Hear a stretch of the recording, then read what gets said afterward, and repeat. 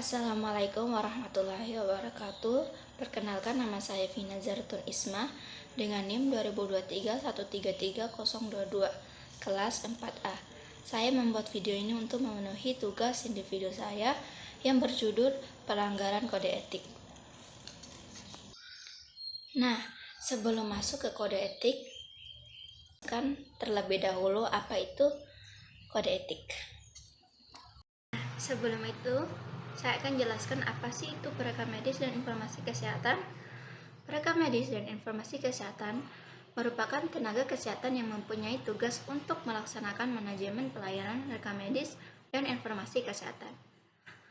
Kalau kode etik itu apa?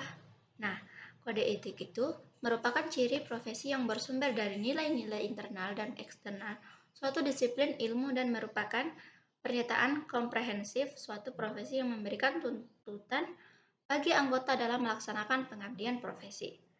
Sedangkan kode etik PMIK adalah pedoman untuk sikap dan perilaku perekam medis dalam menjalankan tugas serta pertanggungjawabkan segala tindakan profesi baik kepada profesi itu sendiri, pasien, manajerial, dan masyarakat luas.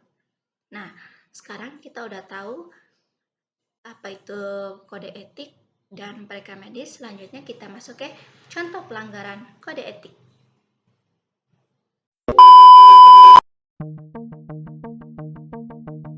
Sahabat Kompas.com, 6 juta data pasien yang ada di server milik Kementerian Kesehatan Kemenkes diduga mengalami kebocoran dan diperdagangkan dalam forum online Rate Forums. Penjual data tersebut merupakan anggota dari Rate Forums dengan nama akun Astarte. Dalam deskripsi yang diunggah, penjual mengaku bahwa data 6 juta pasien tersebut berasal dari server terpusat Kemenkes RI. Data tersebut memuat 3 informasi utama dari rekam medis pasien, mulai dari hasil pemeriksaan radiologi, termasuk foto dan identitas pasien, hasil CT scan, tes COVID-19, hingga hasil ronsen. Semua lengkap dengan nama pasien, asal rumah sakit, dan waktu pengambilan gambar. Secara keseluruhan, ukuran data Kemenkes yang diduga bocor disebut mencapai 720 GB. Penjual tak menyebutkan secara spesifik berapa harga jual data tersebut. Ia menerima pembayaran dalam bentuk mata uang kripto, Bitcoin, atau Monero. Dari sudut pandang PMIK, ini adalah pelanggaran kode etik yang sangat serius. Dari contoh video tersebut, setidaknya terdapat 3 pasal penting yang dilanggar.